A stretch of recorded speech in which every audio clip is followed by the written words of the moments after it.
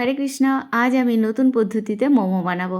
তো মোমো বানানোর জন্য আমি বিনস, গাজর, বাঁধাকপি আর ক্যাপসিকাম বানিয়ে নিয়েছি।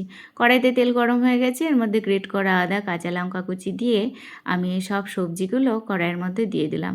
একটু লবণ দিয়ে গ্যাসটা ছোট করে ঢাকা দিয়ে ভাপিয়ে ভাপিয়ে আমি মজিয়ে নেব। তারপরে যখন মজে গেছে আমি এর মধ্যে সুইটকর্ন, সয়া সস আর চিলি সস দিয়ে ভালো করে নেড়েচেড়ে নামিয়ে নেব। আর এখানে কিছুটা পনির আমি হাত দিয়ে ভেঙে নিলাম আর এই সবজিটা দিয়ে দিলাম পনির মধ্যে, দিয়ে এটাকে ভালো করে মেখে নিলাম। আর এই যে কড়াইতে জল গরম বসিয়ে দিলাম, এই গরম জলের মধ্যেই আমি মোমোটা সেদ্ধ করব। তো আমি সবজি আর পনির দিয়ে যে স্টাফিংটা তৈরি করেছি, এই স্টাফিংটা আমি একবার শুকনো ময়দার মধ্যে ভরিয়ে নিলাম। তারপরে এখানে একটা ময়দার ব্যাটার করেছি, এই ময়দার ব্যাটারের মধ্যেও দিয়ে ভরিয়ে নিলাম।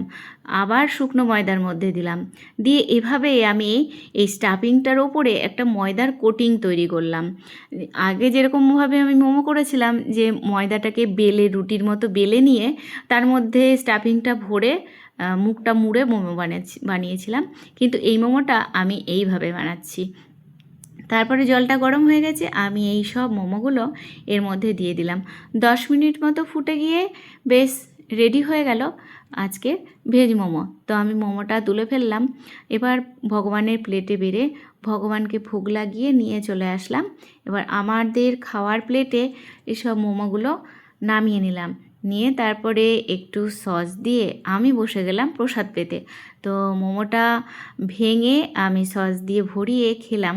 খেয়ে দেখলাম ওফ, দারুণ টেস্ট হয়েছে এই মোমোটা। আগের মোমোটাও ভালো, এই মোমোটাও কিন্তু খেতে খুবই সুন্দর। আজকের ভিডিওটা এ পর্যন্তই, দেখা হবে পরের ভিডিওতে।